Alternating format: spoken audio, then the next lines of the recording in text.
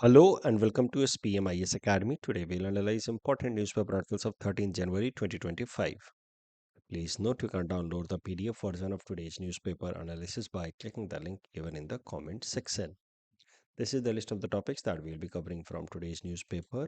The first article is about Kumbh Mela. This topic is important from our syllabus GS Paper 1 Indian Culture Point of View.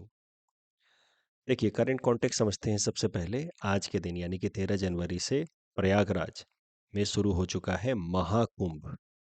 ये जो Mahakumbh festival है ये हर 12 साल में एक बार आता है और उम्मीद है कि अगले 45 डेज तक जब तक ये महाकुंभ फेस्टिवल चलेगा लगभग 45 करोड़ हिंदू डेवोटीज यहाँ इकट्ठा होंगे and it is going to be one of the largest gathering on the earth ever. अगर कुंभ मेला की बात की जाए तो जैसा कि मैंने आपको बताया हर 12 साल पे कुंभ मेला लगता है। उसको हम लोग कहते हैं महाकुंभ या पूर्ण कुंभ, जो 4 जगहों पे भारत के अंदर लगता है मेनली, प्रयागराज, हरिद्वार, उज्जैन एंड नासिक। अब ये जो 4 अलग अलग जगहों पे जो कुंभ मेला लगता है या कुंभ फेस्टिवल होता है ये सबका 12 साल का साइकिल होता है। All these melas have 12 years का साइकिल, बट एक साथ ये मेला नहीं लगते हैं। जैसे प्रयागराज के अंदर अभी 2025 में लग रहा है, उज्जैन में 2028 में आएगा, नासिक में 2027 में होगा। तो सबका अपना अलग अलग 12-12 साल का साइकिल होता है। 4 अलग अलग लोकेशंस पे कुंभ मेला लगते रहते हैं। उनको कहा जाता है महाकुंभ या पूर्ण कुंभ।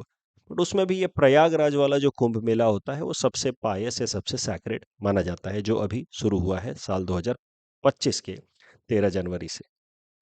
उसके अलावा 6 साल के साइकिल पे अर्ध कुंभ मेला भी लगता है, वो बस 2 लोकेशंस पे लगता है, प्रयागराज एंड हरिद्वार पे। कुंभ मेला को यूनेस्को ने intangible cultural heritage for humanity भी रिकॉग्नाइज किया इन ईयर 2017।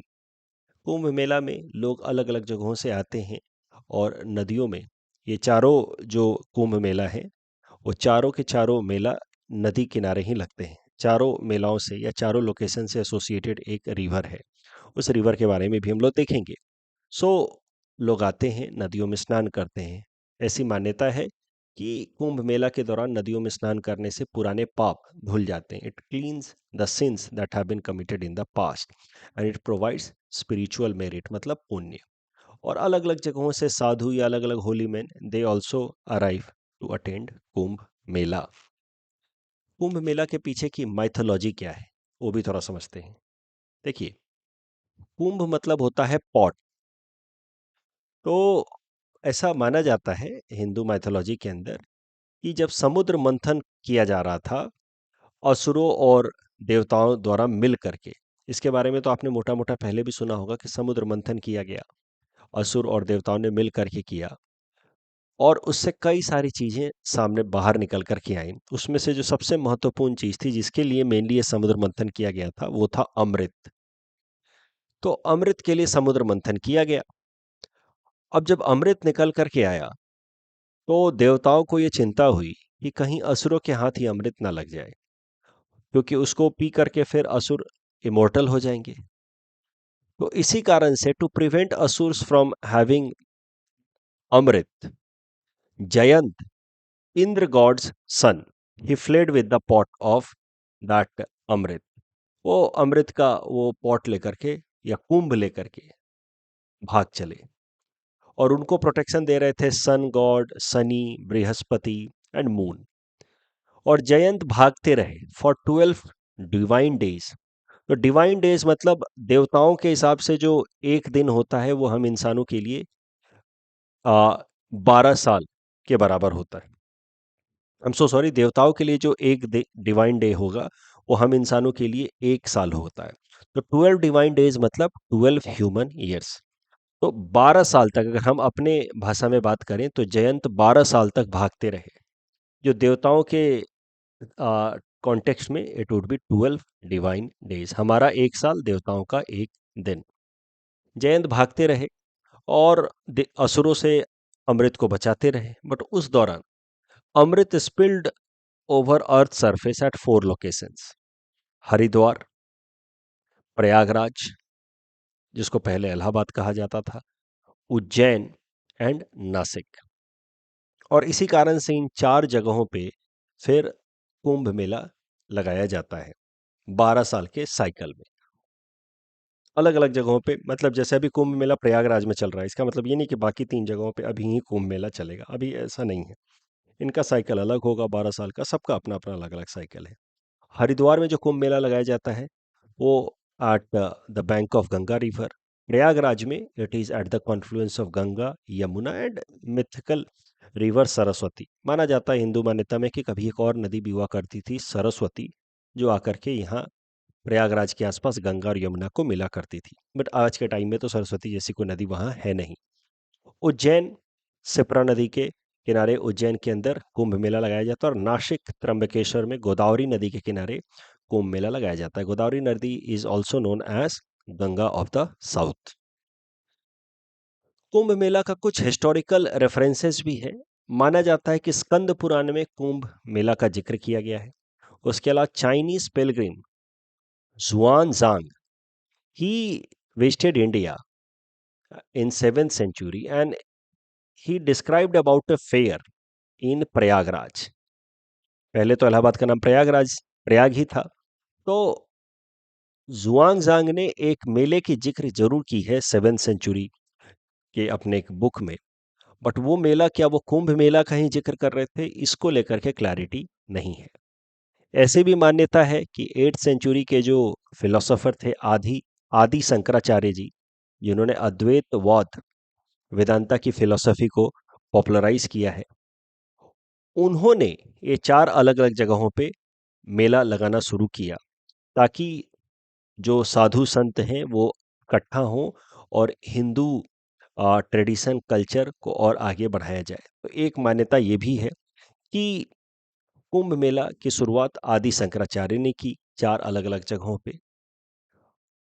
हिस्टोरिकल सिग्निफिकेंस देखें कुंभ मेला का, तो 1930s ऑनवर्ड्स कुंभ मेला को एक आप कह सकते हैं ओकेजन की तरह इस्तेमाल किया कांग्रेस पार्टी के लीडर्स ने, ताकि स्पिरिचुअलिटी के साथ साथ नेशनल सेंटिमेंट्स को भी जोड़ा जाए, जिससे नेशनल मूवमेंट और स्ट्रांग हो जाए। तो that is the religious significance के साथ साथ nationalistic significance and political significance of Kumbh Mela. इस डिस्कशन के बेसिस पे ये प्रीलिम्स प्रैक्टिस क्वेश्चन हमने आपको दे रखा है। Please attempt this question and submit the answer in the comment section. Next article is about national youth day. ये जो टॉपिक है ये अलग अलग सेगमेंट से रिलेटेड है। एस्से राइटिंग में काम आ सकता है, जीएस पेपर 2 गवर्नेंस में काम आ सकता है, and GS paper 4 ethics and integrity में mainly learnings from the life of great leaders and thinkers के पर्सपेक्टिव से ये इंपॉर्टेंट है। नेशनल यूथ डे हर साल हम लोग 12 जनवरी यानी कि कल के दिन को सेलिब्रेट करते हैं, because it is the birthday of Swami Vivekananda ji. Bharat सरकार ने 1984 में फैसला किया था कि हम लोग नेशनल यूथ डे मनाएंगे 12 जनवरी को, और फिर 1985 से हम लोग हर साल नेशनल यूथ डे मनाते रहे हैं। सम of the teachings of Swami Vivekananda जी। क्यों उनको यूथ का आइडियल माना जाता है? क्योंकि उन्होंने यूथ को मोटिवेट करने के लिए बहुत सारी टीचिंग्स या आइडियाज दिए हैं। उनका एक कोट है, arise awake and stop not till the goal is achieve. तो चलते रहें, काम करते रहें जब तक आपका लक्ष्य ना पूरा हो जाए। तो he has suggested youth for relentless efforts towards their goal. साथ ही साथ उन्होंने बैलेंस्ड लाइफ की भी बात की है। यूथ को सजेस्ट किया कि आप हमेशा एक बैलेंस जीवन बिताने की कोशिश करें, फिजिकल फिटनेस पे ध्यान दें, साथ ही साथ समाज को बेहतर बनाने की कोशिश करें, इंटेलेक्चुअल क्वेस्ट यानी कि इंटेलेक्चुअल डेप्थ को भी बिल्ड करने की कोशिश करें, सोचने समझने की ताकत, reasoning, logic and spiritual quest को भी फॉलो करें, थोड़ा सा अध्यात्म की तरफ भी जाएं। तो ये तमाम एस्पेक्ट्स ऑफ लाइफ को बैलेंस करने की कोशिश करें, खुद के ऊपर ध्यान दें 3 लेवल पे, साथ ही साथ समाज को भी बेहतर बनाने की कोशिश करें। Self belief, always believe in yourself. Swami Vivekananda ji जो हैं, उन्होंने सीधा सीधा नेशनल मूवमेंट में कभी बहुत ज़्यादा ज़्यादा कंट्रीब्यूशन नहीं दिया। देश की आज़ादी की लड़ाई में सीधा सीधा कंट्रीब्यूशन उनका नहीं है, yet he is considered to be one of the strongest force in India's freedom struggle in one way. क्यों? क्योंकि उन्होंने भारत के यूथ के अंदर वो सेल्फ बिलीफ की आइडियाज को इनकलकेट किया कि हमारा जो इतिहास है और हमारा जो कल्चर है वो हमेशा से ही सुप्रीम रहा है। It has been one of the best. हाँ, he was not radical also. उनका ये नहीं कहना था कि हमें वेस्टर्न आइडियाज को लेकर के ब्लाइंड हो जाना है, ऐसा नहीं है। But we also have to remain proud with respect to our own culture and traditions.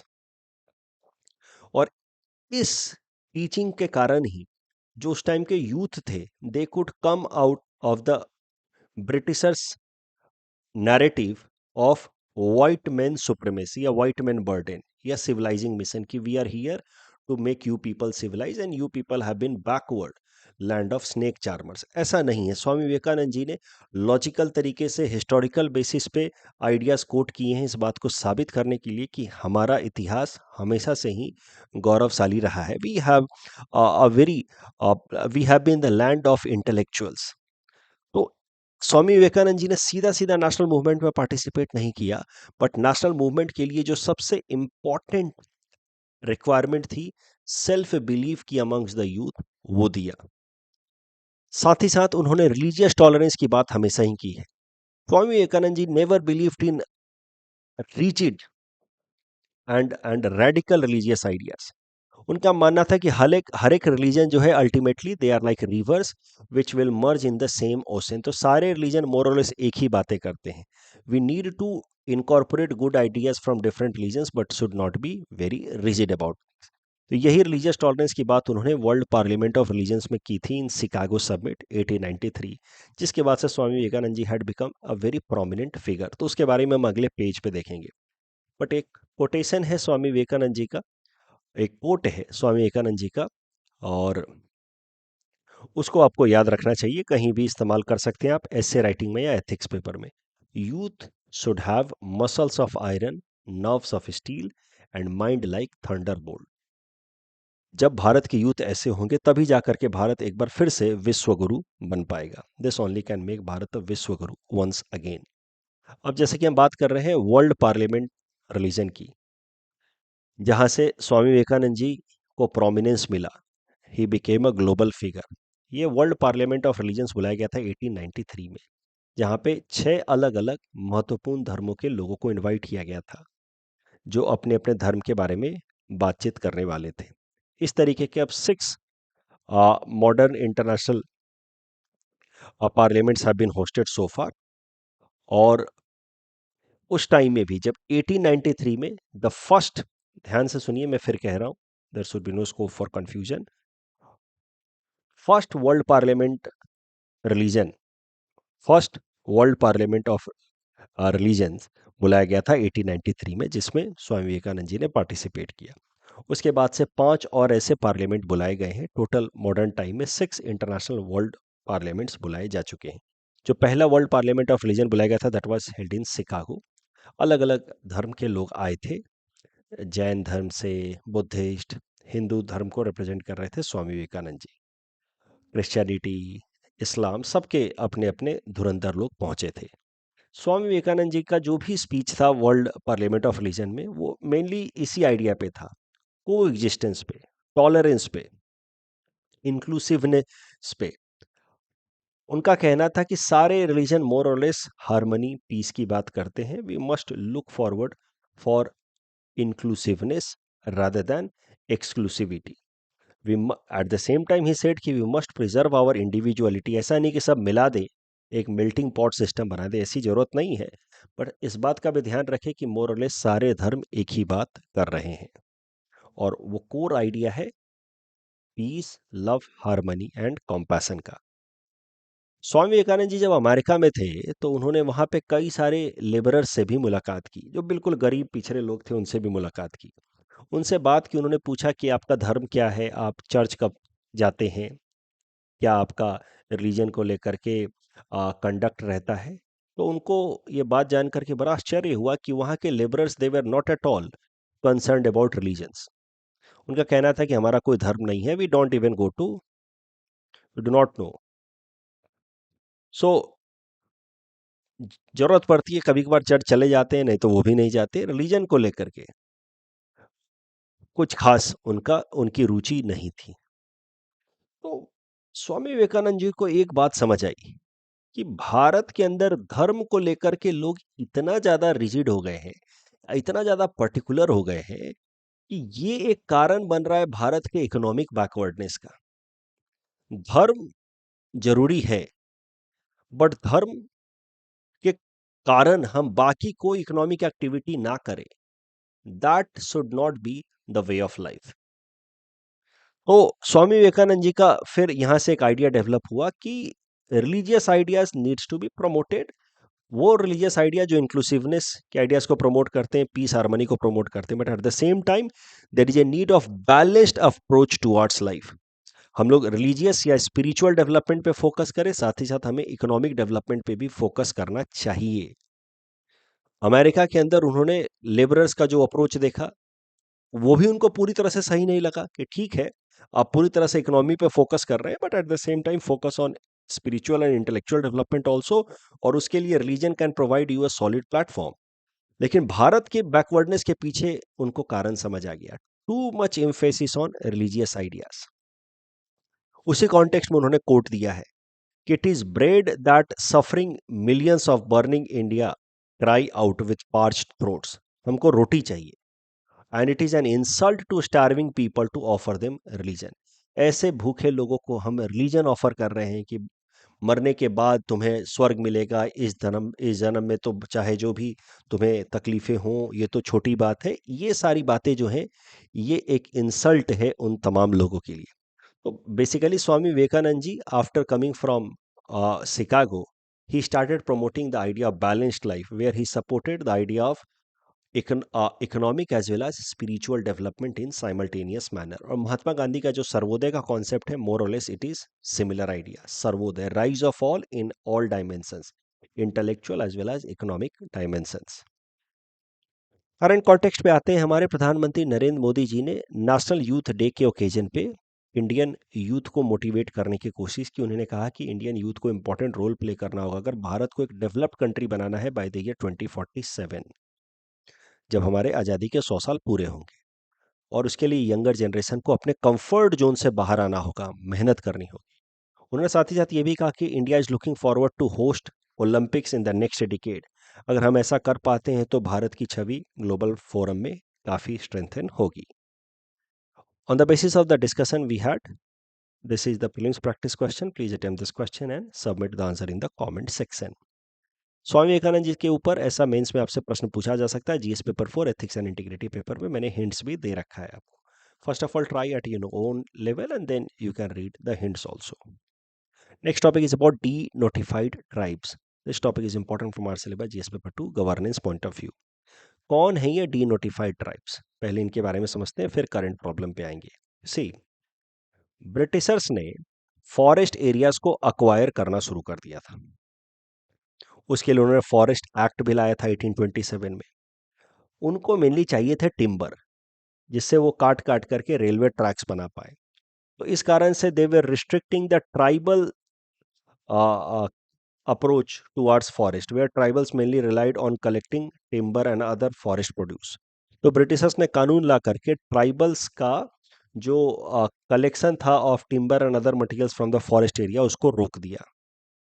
अब ट्राइबल्स की तो पूरी की पूरी जिंदगी जो है वो agriculture, I am so sorry, forest dependent होती है। अब जब ब्रिटिशर्स ने इसको रोका तो फिर कई सारे ट्राइबल कम्युनिटीज ने रिवोल्ट करना शुरू किया। सो कई सारे जब ट्राइबल कम्युनिटीज ने रिवोल्ट किया अगेंस्ट द ब्रिटिश लॉ, तो उन ट्राइबल कम्युनिटीज को ब्रिटिशर्स ने क्रिमिनल डिक्लेयर कर दिया as per Britishers criminal tribe act of 1871। I just hope आपको बात समझ आ रही है। ट्राइबल्स ने रिवोल्ट किया अगेंस्ट द ब्रिटिश लॉ, जिसके अंतर्गत tribals they are not allowed to collect forest produce. ऐसे प्रोटेस्ट करने वाले, रजिस्ट करने वाले ट्राइबल्स को ब्रिटिशर्स ने क्रिमिनल डिक्लेयर कर दिया as per criminal tribe act of 1871। About 200 tribes were notified as born criminal as per this act. So they were considered as notified criminals. फिर ब्रिटिशर्स ने ही 1935 में डिप्रेस्ड क्लासेस की एक list बनाई in order to give them separate electorate. उस depressed classes में इन notified criminals, so called notified criminals, tribe का नाम नहीं था। भारत सरकार ने क्या किया, आजादी के बाद वही डिप्रेस्ड क्लासेस की लिस्ट को मोटा मोटा अडॉप्ट कर लिया in order to declare the list of scheduled tribes in the country as per article 366 sub clause 25।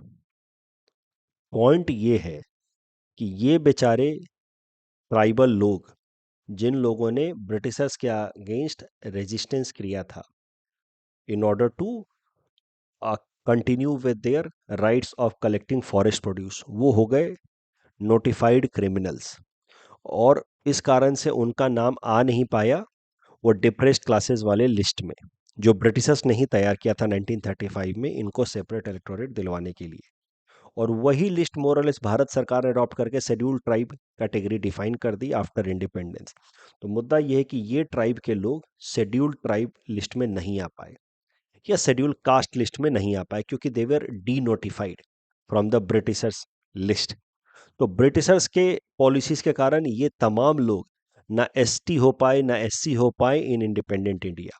और इस कारण से जो एससी एसटी कम्युनिटी को जो भी बेनिफिट मिलता है भारत सरकार की तरफ से, चाहे वो रिजर्वेशन की पॉलिसी हो या और भी तमाम तरीके के वेलफेयर स्कीम्स चला रही हो भारत सरकार, उनका कुछ भी फायदा इन लोगों को नहीं मिला।